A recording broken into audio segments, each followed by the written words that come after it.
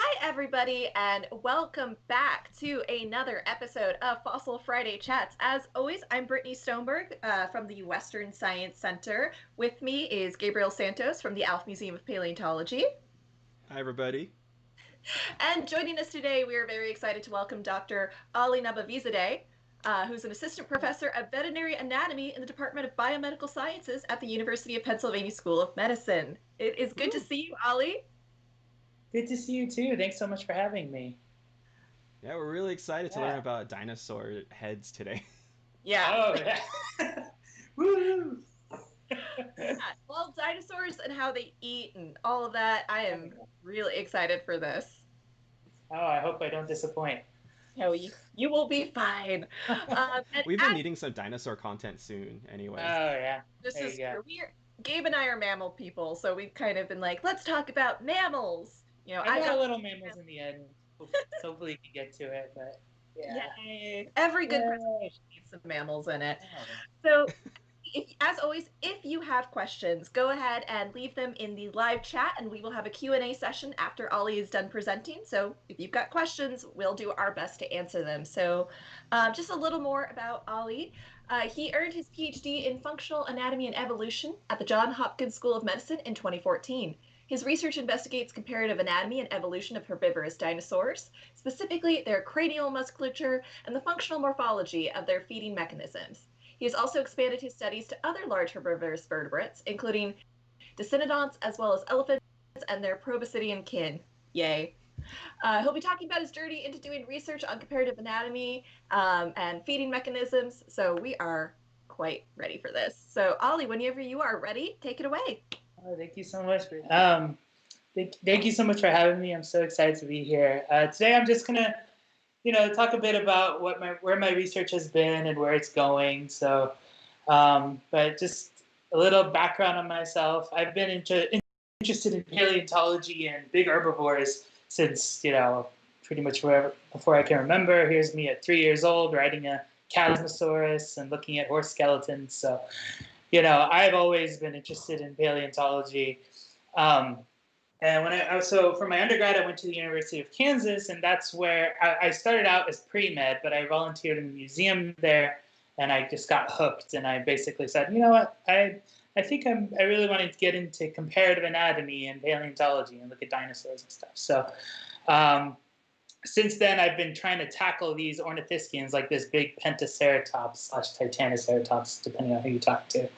Um, and for grad school, I went to Johns Hopkins University School of Medicine, where I was under the advisement of Dr. David Weissample, who is pretty much the king of ornithopod feeding mechanisms. So he was a great person to work under, and I learned so much from him in grad school. And so with him, I did my dissertation on feeding the evolution of feeding mechanisms in Ornithischian dinosaurs. So I'll talk about that in just a second. So here's me out in the field. I'm the guy in the hat now, or at least I wish it was me. So I've always been interested in, ever since this movie came out in '93, I've always been interested to say, is this really how dinosaurs looked? Is this really what, when you put flesh and, skin and muscles on these animals, is this really how they would have looked in real life? So ever since I started researching these animals, I've always been interested to see, what is it that makes these animals up, and how do they function based on that? So primarily my research has been on ornithischians, so pretty much everything on the right side of this cladogram. I don't really do much with theropods, so sorry, people who are interested in T-Rex, that's not my thing. But, I still like to dabble a little bit. Also, sauropods I've been getting into as well. But my primary research has been in ornithischians. And ornithischians comprise of this vast array of pretty much all herbivores, or primarily herbivores. Things like, for instance, Stegosaurus with the big plates and spikes on the upper left here. Ankylosaurs on the bottom left with the big it's like these armored tanks, and sometimes have these club tails. Of course, the huge ceratopsians with the horns and frills on their head. as well as the quote duck-billed hadrosaurs like this Parasaurolophus with a long tubular crest, bone-headed animals like these Pachycephalosaurs. All of these animals are within the Ornithischian group. And for me, I've always been interested in just like looking at the evolution and paleoecology of these animals. You know, how were they eating? What's the diversity in the way that they ate their food? And you can see here they ate from a range of tall trees. So if you can see in the distance on the bottom picture, you can see some hadrosaurs, to kind of middle height trees and shrubs to lower level plant material that the ankylosaurs are eating. Just a big array of plant material that these animals are eating. So, I'm interested to see like what are the differences in the feeding mechanisms of these animals, and also added to that their makeup of their cranial anatomy, both in bones and joints, as well as musculature. So we know from previous studies, like this one from 2014 by Malin and Anderson, we can look at dental microwear, looking at the teeth of these animals, and under a microscope, you can see scratches on these teeth, and you can see the orientation of the scratches on the bottom of the screen here. You can kind of see the scratches in there. And you can see if an animal is pulling the jaw backward, is it going straight up and down only? Is it kind of rolling to the side? You can kind of get a sense of the orientation, as well as sometimes, if their diet is primarily, is it a tougher material? Is it softer plant material? That kind of thing. All of these things can be seen in dental microwear. In these three groups I've showing you here in particular, these animals are doing what's known as a palinal feeding motion. That means they're taking their jaw and pulling it back while they're in occlusion. We're going to talk about this more in a second. You see here's just a big array of what Ornithischian jaws look like. So, for instance, a lot of them have like a pointy beak. Some have a broader beak. Some have big kind of processes sticking out the back of the jaw, known as coronoid processes. Some are very tall, like in the ceratopsian and hadrosaurs on the right. Some are very short, like in the stegosaur and the ankylosaurs on the left.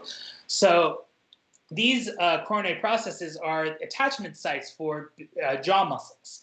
The jaw muscles come from the head and they stretch down to the jaw. And the bigger the attachment site, the bigger the muscle could be, as far as where it's attaching and along how much of the jaw it's going to be attaching. And I do a little, I'll talk about a little bit of muscle reconstruction here in a bit.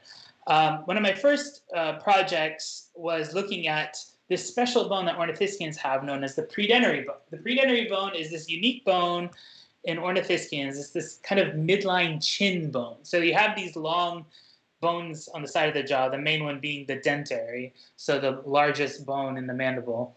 But up at the front, the rostral end of it, you have this one bone at the midline known as the predentary. And this is unique to Ornithischians as far as most dinosaurs go, although there are some extinct birds that have a predentary structure that's separate from Ornithischians. I won't get into that. But in Ornithischians, this predentary bone alone has a big diversity of anatomical, just anatomical structure. So, for instance, the top left here is the ceratopsians. Ceratopsian, it looks like a beak. The horned dinosaurs look like a kind of coming to a point. The one in the middle at the top is an ankylosaur. It looks like a little bar, like a rod. The one on the bottom here, these are hadrosaur predentaries, and they're the most elaborate. They have these large processes coming back, as well as scooping under. And the interesting thing about the predentary is if you go to a museum and look at a hadrosaur, for instance, and you look at the front of their jaw, you'll notice that a lot of the time that predentary bone is actually kind of floating there. It's not really tightly clasped in most cases, except for ceratopsids. But in things like hadrosaurs and other Ornithischians, it's kind of floating. It's kind of, there's not real way to clasp it on. So this led, hypothesized that, well, maybe this is me as well as other people consecutive at the same time, thinking, what if these animals are able to mediolaterally rotate their jaw? What does that mean? It means they're able to rotate each side of the jaw along their long axis like this to chew their food. So things like hadrosaurs and ankylosaurs would have been exceptionally good at this, in which their predentary is kind of loosely attached, and basically it acts as an axial point so that both sides of the jaw can come and rotate inward while they're in occlusion. Here's an example of animation.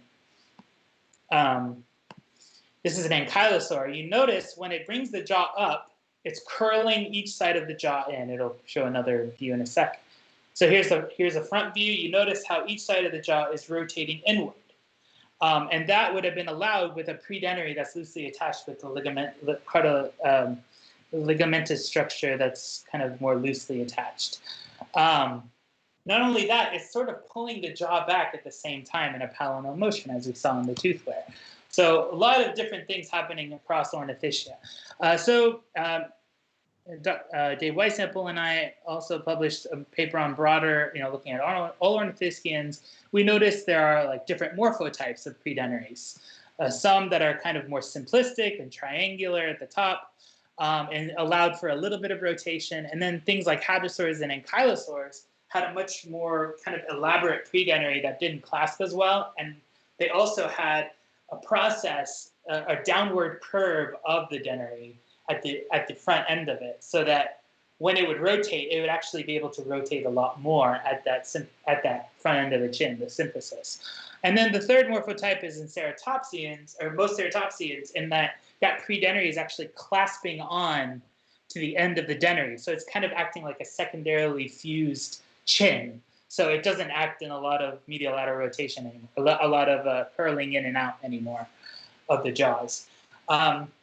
So that's one project I worked on. Another one is looking at this other Ornithischian feature known as the buccal emargination. What that is basically the sides of the teeth on these animals are kind of jutting outward. And so this kind of like expansion on the outside of the teeth gives a bit of a space. And for over 100 years, scientists or paleontologists have thought that maybe this means that they had a mammal-like cheek muscle, a buccinator-like muscle that mammals have. So they reconstructed dinosaurs with an up and down muscle going from the maxilla of the skull, the upper jaw, to the lower jaw, straight up and down. There have been other reconstructions too. I won't go into it for the sake of time. But basically, it leads to other questions, like, for instance, in paleo art, of how do you reconstruct Ornithischian jaws? Do they have cheeks? Do they have a flap of skin that goes up and down? Or is it like a lip-like structure? Is there no structure at all? Lots of different questions in that regard. So one of the big issues with this, though, and one that's come up recently, is that a buccinator-like muscle would have to have been separately evolved, a new muscle that is somehow convergent to what mammals have. The problem with comparing it to mammals, though, is that it's a whole other set of muscles that's creating that buccinator jaw. It's not a jaw muscle. In things like reptiles, and when you dissect things like crocodiles and birds, using the extant phylogenetic bracket, because they're the most closely related to dinosaurs, you get reconstructions that are very conservative, looking at temporal muscle, so muscles coming from the temporal region going to the coronary process, as well as palatal muscles. But they're all constricted to the back. There are no cheeks here. But the question remains, what about that buccal emargination? If it's not for a cheek-like muscle, then what could it be? And people thought, well, it's nothing. It's just skin would go over it, and that's it. But I took a closer look, and I noticed other features as well, like a flaring cheekbone. So if you look here on the side of ceratopsian skulls, the cheekbone kind of flares out, and it creates a pocket, like in this middle picture on the top. There's a big pocket of air. And then not only that, you can see kind of a ridge going along the side of the jaw that's continuing from the outside of that coronary process. So I thought, what if, let's say, given that flaring cheekbone and that ridge, what if instead of a conservative muscle like this, what if you have an expanded muscle like this, so that the temporal muscle, the outer temporal muscle, the very, very outermost layer of it, would extend forward? this would create a big fan of muscle that would actually help in palinal feeding, which is what we know these animals are doing. They're bringing the jaw up and pulling it back. This kind of muscle would support the entire jaw and pull it up while it's in occlusion. And it would also spread out the forces and be able to pull the jaw back. So, here's a before and after picture on the left. You can see before this banshee-looking animal right here with a weird-looking muscle, and then after with the new reconstruction. So this is a hypothesis that I've brought on, and I'm also attributed to things like ankylosaurs and hadrosaurs as well, which also are palinal feeders. There are other ornithischians that are not palinal feeders. They go up and down or curl a little bit. So they don't need a muscle that goes as far forward. But things like these large animals, there's a good chance that they actually are extending forward. And so, I've always been interested in, with that and others, I've also always been interested in just muscle reconstruction and the diversity of musculature in specifically herbivorous dinosaurs. So if you go all the way back to Dollo's research in 1884, he kind of separated out dinosaur muscles into two categories, a crocodilian type condition and a, quote, lizard-like condition. So crocodilians have a small temporal muscles and really big palatal muscles. So this muscle is coming off the palate and wrapping around. You can see it on the gator on the right in the middle, the big muscle on the back of the jaw, whereas they have small temporal muscles. Conversely, and that would be things like sauropods and theropods in his view. And lizard-like condition, it's backwards. So you have really big temporal muscles and smaller palatal muscles. So obviously it's a lot more complicated in these two categories. So I've always been interested in just looking at the different traits and trying to look across herbivorous dinosaurs and seeing what kinds of muscle, what would they have really looked like if you reconstruct them? Relative sizes, shapes, that kind of thing. So I looked at all kinds of dinosaurs and all their attachment sites on the skull. I've also, in the past, in 2016, have looked at the mechanical advantage of the jaw muscles.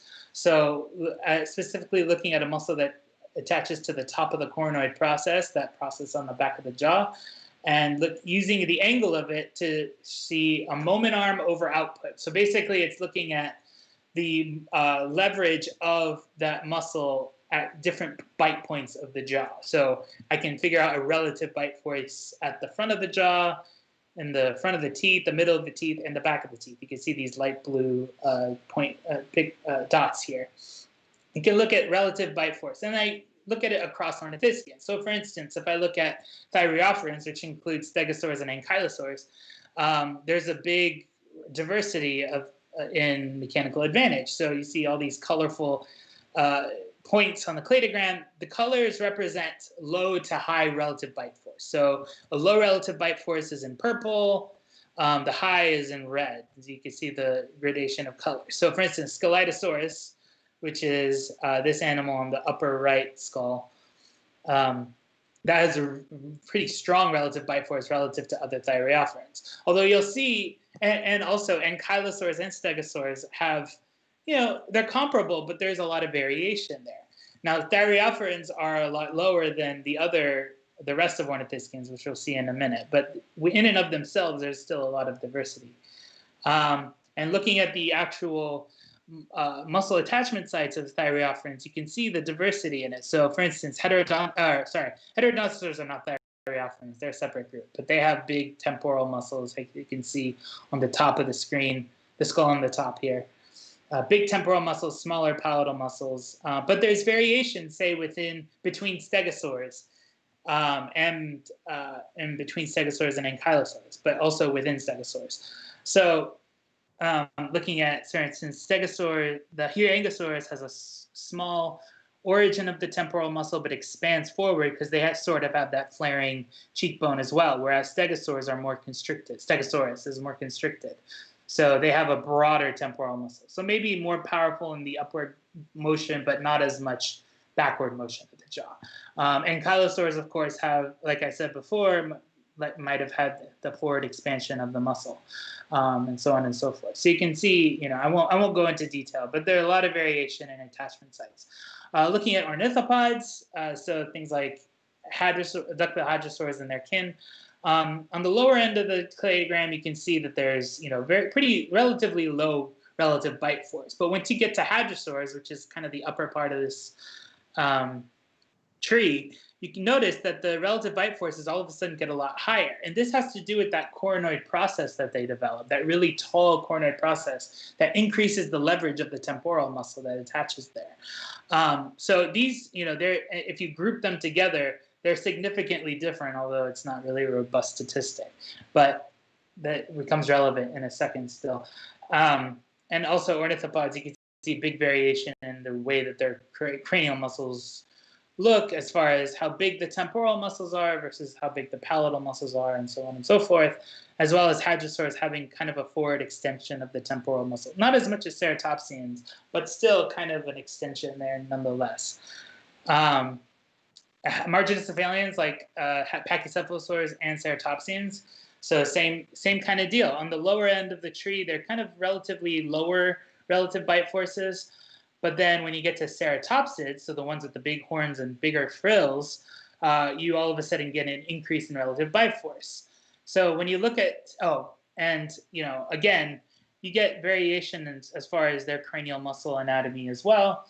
And all the way up to, so for instance, pachycephalosaurs up at the top here, you see a really skinny muscle that goes forward with really big palatal muscle. But when you get to ceratopsians, the big temporal muscle expands forward, and it kind of, the palatal muscle is pretty big too, but it has a tendency to get a bit smaller depending on what you're looking at. But they're still, both muscle groups are pretty powerful. And again, the big forward muscle for ceratopsians and pulling the jaw back. And if you look at the mechanical advantage across clades, you'll notice that both ceratopsids and hadrosaurs have a relative increase in relative bite force.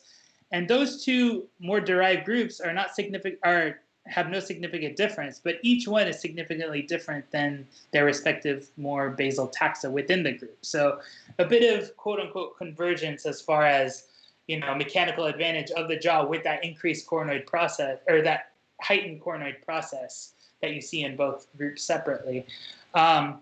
This also has to do with kind of a transition from what's known as a third-class lever to a second-class lever. So instead of a bite point being in front of a muscle vector, all of a sudden your muscle vector is in front of the bite point. So that increases the leverage dramatically. This happens in these animals in which the tooth row kind of extends backward, or the coronoid process is kind of adjusted forward. So, but even so, they're doing it in different ways. So whereas hadrosaurs are increasing the angle of their temporal muscles, ceratopsians are actually decreasing it. So there's a lot of different things happening here, which is really, really neat to see. And then, we can talk about that further if we want. I've also looked at sauropods a bit, but a lot of other studies have looked at sauropods in more detail. But you can see here, for instance, things like a brachiosaurus has a much bigger temporal muscles than a diplodocus on the bottom. It has more of like a more slender temporal muscle with a much bigger palatal muscle. So this is kind of showing what the same thing a pachycephalosaur is doing, which is kind of strange. But yeah, I've also looked at that across the tree and looking at variation in temporal and palatal muscle, anatomy, structural, orientation, things like that. And I've also looked at some herbivorous theropods.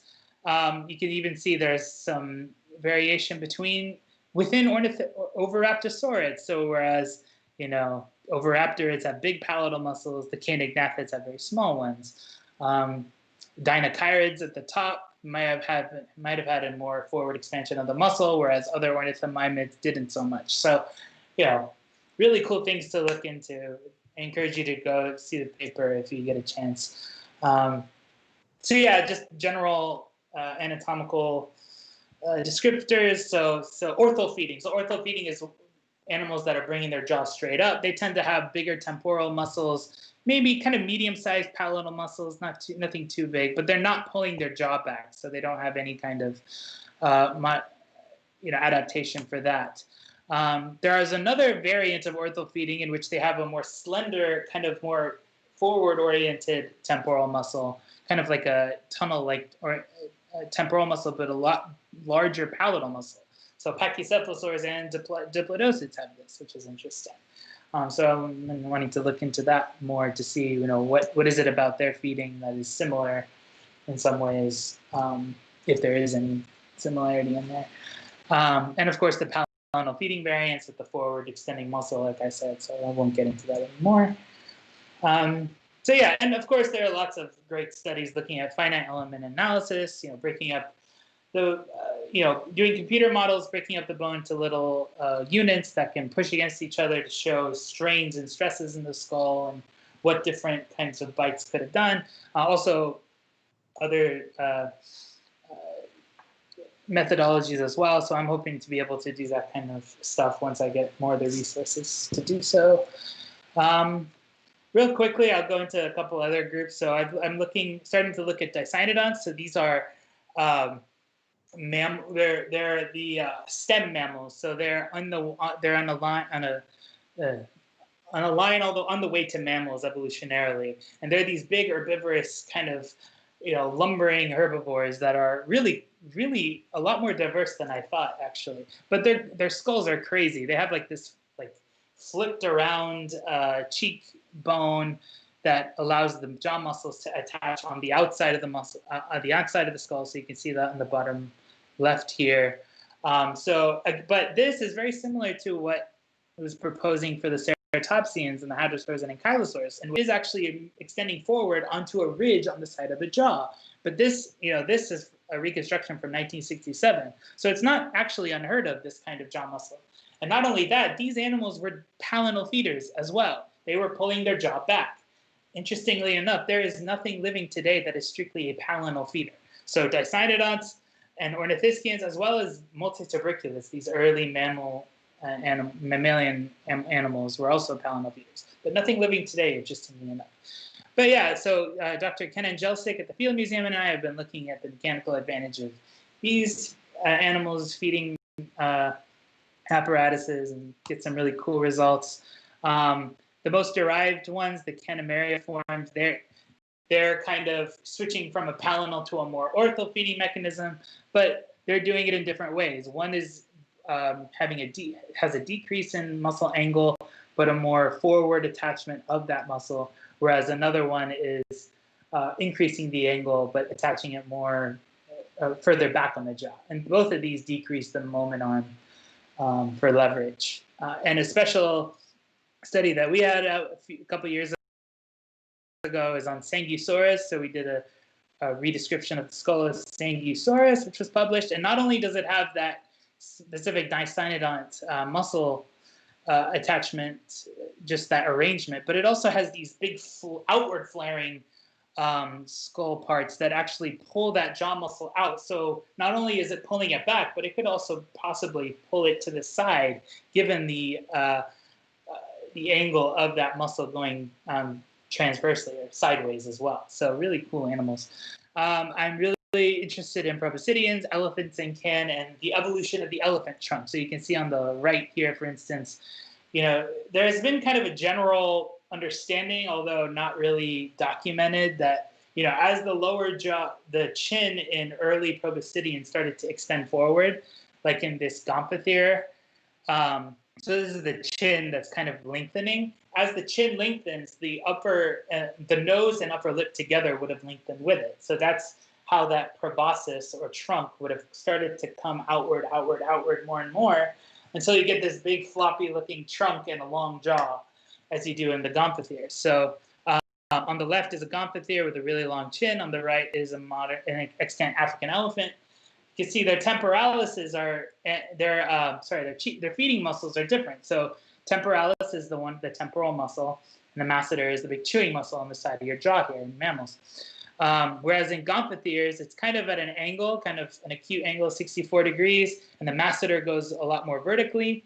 In elephants, it's basically as if the whole skull rotated so that the temporalis is now straight up and down like a sling, allowing that masseter to now push forward. So instead of a masseter going up in a more kind of a transverse feeding mechanism, which we know they had, now all of a sudden elephants can push their jaw forward in what's known as a proal feeding mechanism. So instead of pulling it back, they're actually pushing the jaw forward when they eat their food.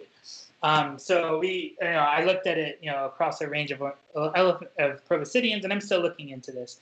But it does correlate with the way that their teeth look. So, for instance, whereas mastodons and gomphotheres have more kind of crested or crenulated teeth, things like living elephants and mammoths had a lot flatter teeth. So they're actually pushing their lower jaw forward, whereas the other ones are grinding, like browsing, up and down to the side. So, and you see this in toothless as well. So again, looking at the diversity and feeding mechanisms, and I'm also lastly interested in their facial muscles. So I got this really cool opportunity to dissect an African elephant with the Smithsonian a few years ago and just look at all the muscles in the trunk. You get tons of muscle fibers going in all different directions.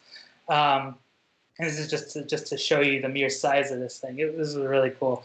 But basically, Dr. Joy Reidenberg from the Icahn School of Medicine and I are working on describing elephant cranial musculature, the muscles of the head and the trunk, so that we can start to look at attachment sites and maybe even start reconstructing them in ancient elephants to see, to start looking at the evolution of the trunk in proboscideans. So with that, thank you all so much again for having me, and I'm ready to take questions.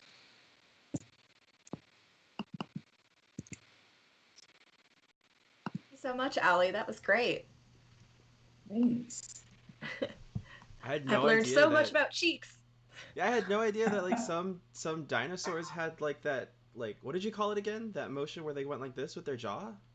Oh yeah, it's kind of long axis rotation of the jaw. So they call it roll. The rolling of each side of the jaw.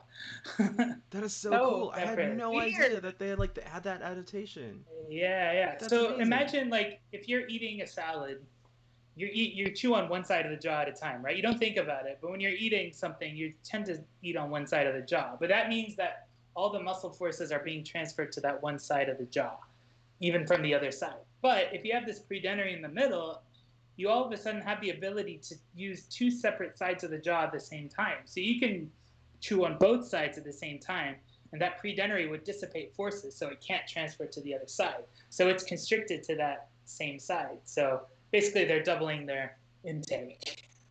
Efficiency. I like it. Yeah. That is so Exactly. cool. I have a question really quick. So at the end of your talk, you showed a dissection you were doing. Is that the right word with the elephant skull? That is so cool. What is that like, being able to like dissect or like something that big? Oh gosh, that was a crazy experience. So we had 4 days to dissect the thing. Basically, it was in a freezer in the Smithsonian for about 5 years, and it had a problem with a tick in its trunk, so they had to put it down, unfortunately. So it was in the freezer, and they wanted to get rid of it. And so, I got a call from Joy Reidenberg, basically saying, "Do you want to dissect an elephant?" And I told her, if you ever find an elephant, this is the person that's dissected whales. She's done these huge animals, and she was offering for me to help dissect an elephant. I was like, yes. So, yeah, I went down there, and basically, my scalpel was a camp knife. The skin is like this thick, so you have to like really go into it, and you get these huge tools that you're trying to get through. But yeah, it was crazy. I'm just like all day for 4 days, like sweating like crazy, trying to get as much information as I can before the thing goes bad. Oh, yeah. Could you speak to because I think looking at your research has shown that dissection is very valuable. Could you kind of speak to that, like why we do dissections in science, in paleontology, especially when most of the time people, when they think about paleontology, they're thinking about just rocks. So can you speak a little to like what dissection gives us? Absolutely, yeah. Dissection is incredibly important. I feel like it's getting even more and more important in our field every day. And as far as like both hand dissection and with both digital dissection. So basically what dissection does is we have, for most animals that are for a good lot of animals that are extinct, we have some living relatives of those animals. And when we have bones, a lot of people like to do phylogenies and look at how these animals were related. They see a lot of different structures within the skull or within the postcrania that kind of are distinctive, but there's not necessarily an explanation for them. And one thing that dissection is really helpful in is if you go in and dissect animals that say are related to these extinct animals, or you just want to dissect, animals just to describe the anatomy of the living animal itself, you start to see where these attachment sites of, say, muscle are, and if it's leaving a mark. So sometimes you'll see a ridge where a muscle is inserting or originating. You'll see kind of these striations along it that show a tendinous structure, or even like a big fossa, kind of a depression in the bone where a muscle belly might be. Whereas if you just have the skull, you can say, oh, there's like a big depression in the lower jaw. I wonder what that's for. If you go in the skull and notice that there's a big muscle belly that's resting in that depression, now you know, oh, okay, that specific feature that I see in this animal has to do with a big muscle that's sitting right there. And that muscle is doing this A, B, and C. So it speaks to more as far as like, what are functional significances of certain features? Not all anatomical characteristics are functional, but it can give us an idea of what specific structures might be functional, and then you can track evolutionarily where those features are. Do they disappear? Does that mean the muscle disappeared? This and that. You can start to deduce evolutionary trajectories of muscle anatomy and other soft tissues, vasculature, nerves, things like that. Nerve canals can show, if you have a big nerve canal, you can go dissect something that's similar and say, okay, there's a lot of nerves in there, or there's a really big nerve in there, or, things like that. So it gives you a lot more pieces to the puzzle when all you have in the fossil record is bones. And that's always been a struggle of mine. And frankly, when I was doing my dissertation, before I ever did anything with the, quote, cheek muscles of ornithischians, it always bothered me that there's all these structures that aren't really explained. And so it's like maybe we should look further into it. What are other animals that have a similar looking muscle? And there are some lizards that have a forward expanding muscle. It's thinner, but it's there. And these are herbivorous lizards, for instance. So it's like, okay, maybe there are things that we can learn from just different individual species within a group have a lot of variation in them. So dissection is not only useful for just individual groups, but actually looking at diversity within groups. And again, using that information to start to say, okay, these features that are in the phylogeny, that are included in the coding, they actually have some kind of significance, and maybe we should pay more attention to that. Oh, you're making me miss dissecting things so bad. Me too.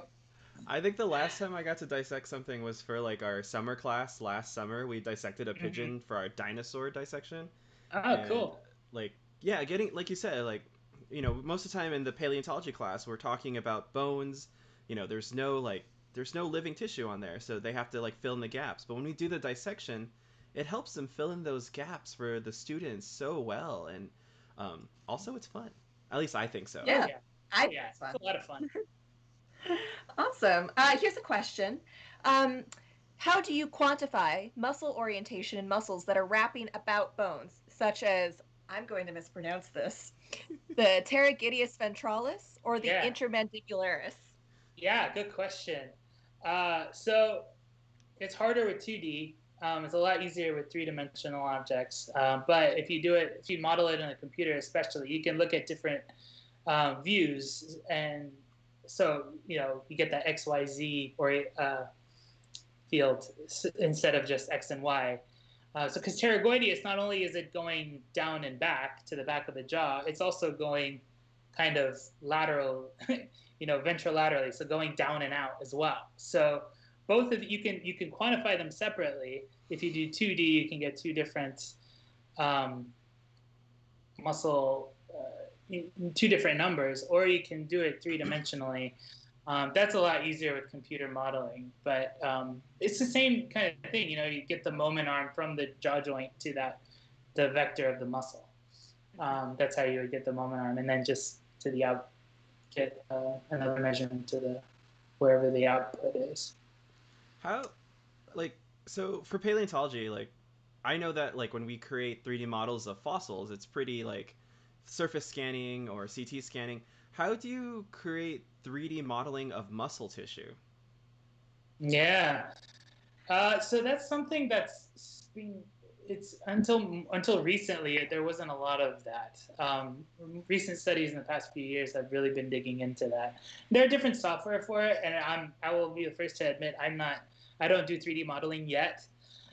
So I'm not an expert on that, but there are studies that are starting to do that. And there's things like multibody dynamics analysis, which is basically reconstructing muscle. So if you know the origin and insertion of a muscle, you can model it on yourself on these computer programs. And when you model from the origin to the insertion, you get the angle of the muscle based on what you understand the origin to insertion of that muscle being. Not only origin insertion, but the breadth of the origin and insertion. How big is that origin? How big is that insertion?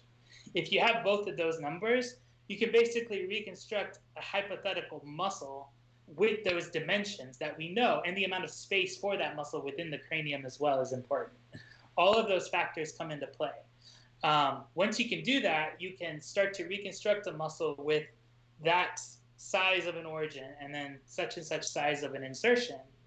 And then everything in between is just reconstructed based on those two coordinates and those two kind of morphologies.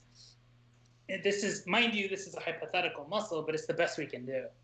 Now, some people don't even look at the size of the muscle. They just look at just the center vector of it. So they'll take the center point of the muscle insertion and center point of the origin, or both attachments, depending. And they'll say that they'll calculate the centroid, the center of those points, and say that this is the muscle vector. Assuming that the entire muscle is acting all at once.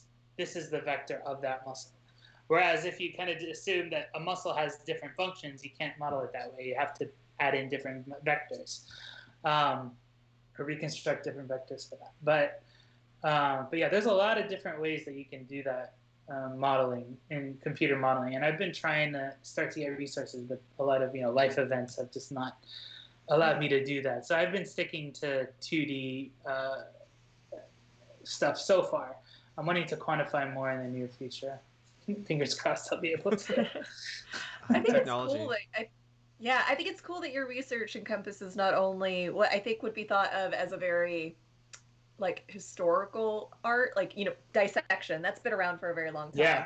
Yeah. Combining that, where you have to get your hands dirty and everything, to also now 3D modeling. I think it's really cool that you're basically smushing together these two very disparate kinds of ways of learning. Thanks. Yeah. No, it's really cool to see. It's cool to see everyone else's studies that are coming out that are kind of taking note of each other's reconstructions and say, okay, how can we really test this out? Because we know, everybody knows that these are hypothetical. They're not, we don't know if it's for sure what they look like. But if it is, how would the jaw function based on that? And that's really fun to kind of put together each piece by piece for each study that you come across. It's like build your own dinosaur. Yeah, exactly. It is. It really is. Oh, I need to get my hands on this software now. Yeah. I'm gonna be making dinosaurs, crate dragons, Desmostallion. Oh, I didn't even think about that. Okay. Let's work together. Desmostallion skulls, you and me. Let's do it. All right, I'm ready. I'm so ready. Collaboration for me. Any more questions, Gabe? Yeah, I have one really quick. So, you work currently at the Penn School of Veterinary Medicine, right? Yes. So, for a lot of folks out there, when they think of paleontologists, they think either you're working in a museum, or like you're just teaching paleontology at like a university, like specifically at paleontology. How does a paleontologist get to work at a school of veterinary medicine? Is that common? That's a great question. So I'll expand it, not just veterinary medicine, but just, school of medicine even as well. So yes, a lot of paleontologists get, jobs teaching paleontology, but there is a growing number of paleontologists now who are able to teach anatomy, both human anatomy and veterinary anatomy, in medical schools. And that's basically, it has to do with how, showing that you are an anatomist in research. And, paleontologists, a lot of them by definition are anatomists, right? So we're kind of the best people to teach. So, it's interesting because, there are some medical and vet schools that may question you, but, if you show that your interest in this and your research and the trajectory of your research really focuses on anatomy of animals and comparative anatomy specifically. I've seen that some medical schools even are interested in evolutionary or comparative anatomy and how that can play a role in teaching human anatomy. It's a different perspective, and so some paleontologists teach it in that way. Some paleontologists just use their knowledge of comparative anatomy to transfer it to humans. A lot of it is just the way that we think of function, especially, and the way we can explain it based on how we understand it is different than some physicians may be able to explain. So it's a cool opportunity to actually be able to show that if you're interested in teaching anatomy and if you're very anatomy oriented as a paleontologist, it's a great option to try to pursue if you can. If you find opportunities, definitely apply, because more and more medical and veterinary schools are becoming interested in hiring people like us that are anatomists and paleontologists, and because our life is anatomy. So who better to teach anatomy than someone who's all about anatomy, So, but yeah, it's starting to grow. The number of people starting to teach human anatomy who are paleontologists is growing, and it's really cool to see. And it's just another opportunity for people to, find jobs in our field and continue to do our research. So. Yeah, that's so cool. Yeah, it just goes to show that the path of the paleontologist is not a single path. You can kind of find any way and make your own. Absolutely. Yeah, there are lots of paths from paleontologists to take, definitely. Awesome. Well, thank you, Ollie, for joining us today. This was really informative. Lots of good questions, and this was very cool. Thank you so much. It's so cool to be here. I appreciate the invite. This is really fun. If anybody wants to find out more about your research or kind of learn about you, where can they go? So I have a Twitter account at vert_anatomist. I'll talk about my research there, and I'll post research if it's published or if it's talked about anywhere. And I have an Instagram with the same login name, or username. Sorry. Awesome. I don't have a set website yet. I have a website, but it's really old, and I'm revamping it. So once I get that going, I'll be able to share that. Yeah, switching schools, it's I'm sure. I'm still in the process, but yeah, there are ways to do that. Cool. Great. All right. Well, thank you everybody so much for joining us today on Fossil Friday Chats. Please be sure to subscribe to our channel if you want to keep up with all of our upcoming episodes. Next week we have Nicholas Garter, who's talking about the paleontology of West Virginia. And if you like this program and want to keep supporting both the Western Science Center and the ALF Museum and all the programs that we're offering right now, you can find links to do that in the description below. Thanks everybody so much, and we'll see you next week. Thank you. Thank you.